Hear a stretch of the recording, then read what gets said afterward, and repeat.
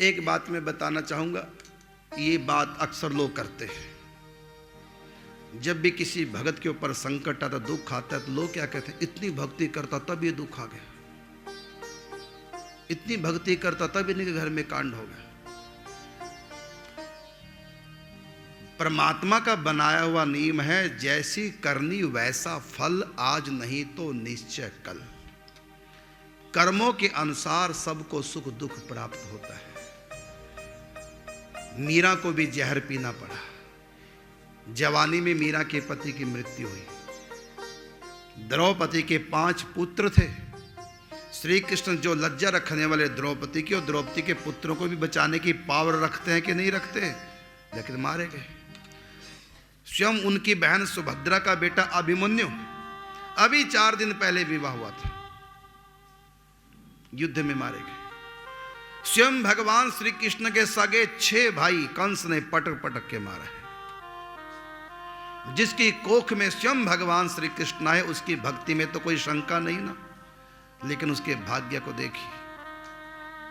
6 पुत्रों की हत्या मां के सामने, देवकी के सामने की गई। 7वां गर्भस्राव हो गया। 8वें संतान के रूप में भगवान आए, वो भी छोड़ के चले गए जमुना पार गोकुल में। सोचो क्या बीती होंगी माता पिता के ऊपर। लेकिन उसके बाद भी उनकी धर्म से आस्था कम नहीं हुई। थोड़ी भी भक्त के घर में कोई बात हो जाए, सबसे पहले लोग ताना मार, तुम्हारे यहां भी ऐसा हो गया, तुम तो बहुत भक्ति करते हो, तुम्हारे घर में तो गुरुजी आते हैं और तुम्हारे घर में ये हो गया। अभी तो आते हैं गुरुजी, अभी तो छोड़ा पाप को, न जाने किस जन्म में क्या क्या करके आए हैं दुनिया में। पेपर देने के बाद यदि बच्चा दिन रात पढ़ाई कर रहा है, तो बोलो वो पढ़ाई उसके पेपर में नंबर ऐड करा सकती है? बोलो। पेपर दे दिए, अब याद आए, पेपर देने के बाद जब घर आए, अब आंसर याद आया। जो उसमें गलतियां लिख दी, वो गलतियां अब वो सुधार रहा है घर में। अरे ये लिखना था, मैं तो ये लिख के आ गया। अब चाहे उसको सारे याद आ गए, अब तो इतने याद आ गए वो 100% नंबर से पास हो सकता है। अब तो सारे प्रश्न उसने पढ़ भी लिए, उत्तर देख लिए। क्या अब उसका याद करना, अब उसका पढ़ना क्या पेपरों में नंबर जो ऐड करा देगा? पेपर से पहले की गई पढ़ाई वो तुम्हारा काम आती, लेकिन तू पेपर देने के बाद जो पढ़ेगा वो तुम्हारे पेपरों में नंबर ऐड नहीं होंगे उससे। इसी प्रकार पूर्व जन्मों में जो तुमने किया, वो पेपर तुम्हारे सामने आ गए हैं, कट करके नंबर आ गए हैं। और इस जन्म में अब तू कितनी भी भक्ति कर ले, कितना भी पूजा पाठ कर ले, हाँ कुछ क्षमा कर सकते हैं भगवान। जैसे 33 नंबर आने में 6 नंबर की कमी रह गई, तो उसको ग्रेस मिल जाता, कृपांक मिल जाते हैं। सब सब्जेक्ट में पास, एक ही में फेल, उसमें भी 6 नंबर कम है, चलो 6 नंबर ग्रेस दे करके उसको पास कर देते हैं। ऐसी परमात्मा अपने भक्तों के साथ ग्रेस तो दे देते हैं, थोड़ा सा सूली का हुक्म है तो सूल पे ही टाल देते हैं। मीरा के भाग्य में जहर पीना है तो जहर तो आया, लेकिन भगवान ने मरने नहीं दिया। ऐसी भक्तों के घर में दुख मुसीबतें आती हैं, लेकिन भगवान संतों के माध्यम से, सत्संग के माध्यम से उनको शक्ति देते हैं सहन करने की। कर्म भगत का है। तो पेपर देने के बाद यदि कोई प्रश्न का उत्तर याद आ गया, तो उसे तुम्हारे नंबर नहीं बढ़ेंगे। इसी प्रकार इस जन्म में तुम भक्ति करने लग गए हो, संतों का संग करने लगे हो, नाम जप करने लग गए हो, लेकिन पहले जन्म में क्या करके आए थे? यदि पहले जन्म में तुम पूरे भगत होते, तो मरने के बाद भगवान के घर जाते। यहाँ क्यों आए? यहाँ इसलिए तो आए ना कि कोई खोट था, कोई पाप था, उसने तो जन्म दिया है। यदि बिल्कुल भी पाप ना किया होता पूर्व जन्म में, और भक्ति करके तर ना जाते, लेकिन किए हैं पाप, तभी जन्म लिए हैं। भगवान के घर इसलिए नहीं गए, फिर पाप का दंड तो मिलेगा।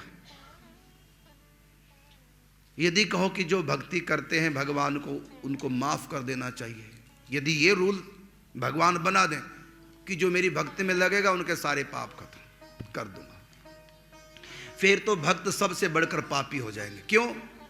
खूब शराब पियो, खूब मांस खाओ, खूब गंदे काम करो, वे बाद में भक्ति कर लेंगे, भगवान तो माफ कर ही देंगे। क्योंकि भगवान का रूल है, जो मेरे नाम की माला जपेगा उसके सारे पाप क्षमा। बोलो ऐसा भगवान रूल बना दें तो सारी दुनिया पापी बन जाएगी। कि नहीं बनेगी? शुगर का रोगी मीठा सामने दे करके 2 रसगुल्ले टपका लिए मुंह में, किसके बल पर? 2 गोली फालतू खा लेंगे नहीं, इंजेक्शन लगा लेंगे। तो इसी प्रकार से यदि भगवान पाप क्षमा करने लग जाएं भक्तों के, तो दुनिया में सबसे लापरवाह भक्त हो जाएंगे, सबसे बढ़कर पापी भक्त हो जाएंगे। वो सोचेंगे चलो पाप कर लो, आज शाम को 2 माला फालतू कर लेंगे, क्योंकि माला करने से पाप खत्म हो जाएंगे, भगवान क्षमा कर देंगे। उत्तर मिल गया आप लोगों को? भक्तों को भी दंड भोगना पड़ता है। औरों की छोड़ो, स्वयं भगवान के घर में देख लो, बाप का मरण हुआ महाराज दशरथ का, स्वयं भगवान के घर में पिता का मरण, सीता का हरण, लक्ष्मण मूर्छित पड़े हैं, और बाद में सीता का वनवास, लव कुश का मुंह नहीं देख पाए जन्म के समय, कितने कष्ट सहे। ये भगवान ने इस दुनिया में आकर के समझाया, जो भी दुनिया में आएगा दुखों से बच नहीं सकता। दुनिया में अगर आए हैं जीना ही पड़ेगा, जीवन है अगर जहर तो पीना ही पड़ेगा। एक नियम है, मृत्यु और दुख, इन दोनों से कोई बच ही नहीं सकता। जो भी दुनिया में आया मरेगा, जितना मर्जी भजन कर ले, चाहे भगवान उसकी गोद में खेल रहे हो, तब भी मरेगा मरेगा मरेगा। बुढ़ापा भी आएगा आएगा आएगा, रोग भी आएंगे, दुख भी आएंगे, भूख प्यास भी लगेगी, सारा कुछ होगा, हॉस्पिटल भी जाएगा और अंत में मरेगा भी। रूल है यहाँ का। चाहे सर्दी के मौसम में तुम इसमें हीटर लगवा लो, हाल में, अपने घर में हीटर, लैट्रिन में हीटर, सब जगह हीटर लगा लो कि सर्दी न लगे, तब भी सर्दी के मौसम से बच नहीं सकते। क्यों? जब मार्केट जाओगे, बाजार में जब जाओगे तो, और घर से निकल के जब, चलो गाड़ी में भी हीटर लगा दिया, घर से निकल के जब गाड़ी में बैठोगे तो बीच की जो दूरी है वहां ठंड, बल्कि उल्टा हो जाएगा, सर्द गर्म और हो जाएंगे। गर्मी के मौसम में चाहे तुम अपनी कोठी एयर कंडीशनर बना लो, कार भी एयर कंडीशनर, सब कुछ एयर कंडीशन है, लेकिन संसार में जो गर्मी का मौसम रहेगा, इसकी मार से नहीं बच सकते, नहीं बच सकते, नहीं बच सकते। गर्मी फिर भी लगेगी, कहीं जाना पड़ गया तो वहां नहीं गर्मी का मौसम। इसी प्रकार संसार में दुख और मौत, ये 2 चीजों से कोई बच ही नहीं सकता। चाहे भगवान उसके गर्भ से जन्म ले लें देवकी की तरह, देवकी को भी 6 बच्चों की हत्या देखनी पड़ी अपने सामने। एक नियम है, इसलिए कोई ये ना सोचे कि इतनी भक्ति की तो इतने संकट आ गए, सब कर्मों का फल है, अनेक जन्मों के कर्मों का भुगतान भी तो करना है।